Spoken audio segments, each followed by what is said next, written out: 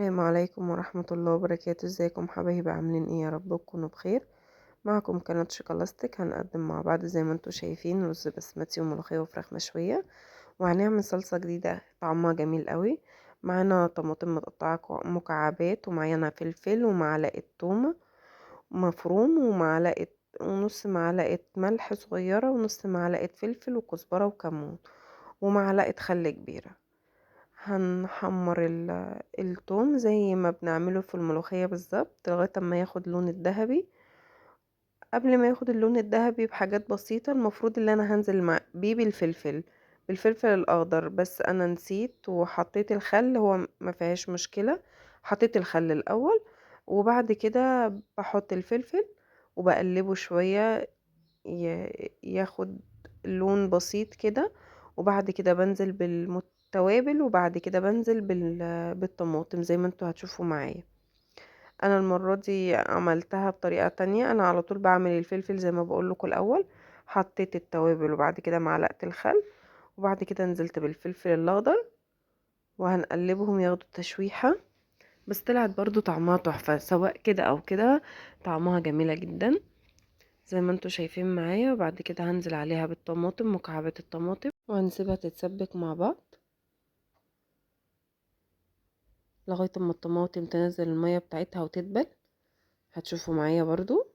لو كنت وصلت للحظة دي، لايك وشير وسبسكرايب للقناة وتفعيل الجرس عشان يوصل لكم كل جديد. انا دلوقتي بشوح الطماطم معاهم بس بها لغاية ما انتوا زي ما انتوا شايفين كده.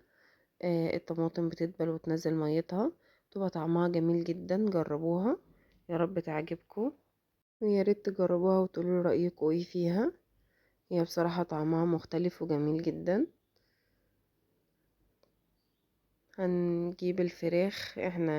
الفراخ اللي احنا تبلناها مع بعض بتاعة الشوي، عملناها قبل كده في فيديو لوحده، تتبيلة الفراخ.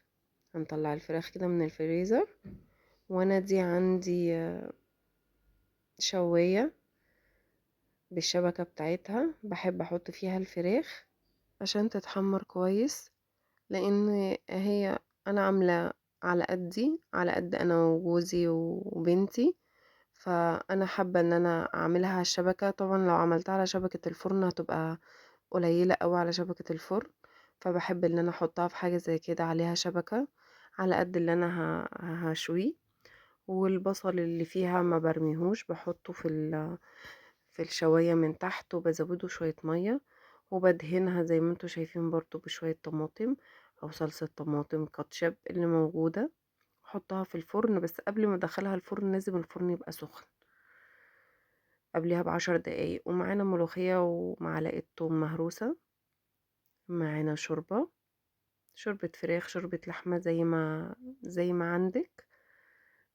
بننزل عليها الملوخية وبنقلبها كويس جدا. الملوخية طبعا احنا مخرطينها، قبل ما نخرطها بنغسلها كويس وننشفها كويس، وبعد كده نخرطها. وزي ما انا ما عملت كده، بجيب الشوربة وبحط عليها الملوخية لغاية ما تبقى مندمجة كده، والقوام بتاعها حلو زي ما انتوا شايفين، ولا خفيفة ولا تقيلة. ونزلنا بمعلقة سمنة بلدي وعليها التومة، وننزل عليهم بمعلقة كزبرة ناشفة.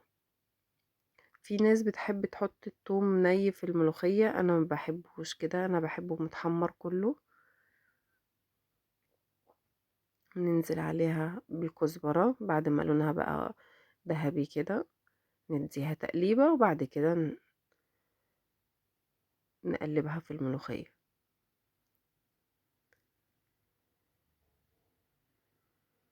ننزل عليها بالملوخية زي ما انتوا شايفين، كبشة كده، ونحط فيها ملوخية مع مع التومة. ننزلها على التومة، وبعد كده نرجعها تاني في الحلة ونقلبها مع بعض.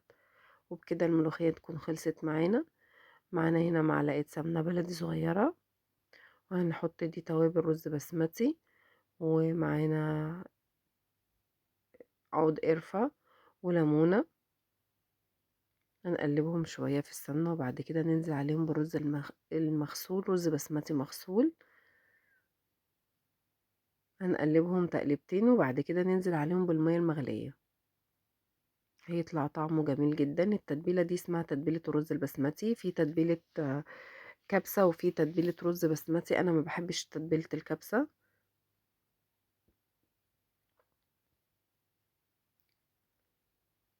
ننزل عليها بالمية المغلية. لو هتحطي مع كوباية رز فالمية بتبقى اكتر، كوباية ونص او كوبايتين. انا بحب اغطيه اكتر، وبعد كده يعني اكتر من الرز، وبعد كده بشوفه بفتح عليه. لو استوى تمام، ما استواش بكمله شوية مية تاني. وزي ما انتوا شايفين الفراخ طلعت معايا تحفة، والصلصة اللي انا قلتلكوا عليها جميلة جدا. يا ريت تجربوها وتقولوا رأيكم ايه. وشوية مخلل، والملوخية طلعت زي العسل، والرز بتاعنا طلع مستوي وجميل جدا. يا رب الأكل يعجبكم، وبألف هنا وشفا. والسلام عليكم ورحمة الله وبركاته.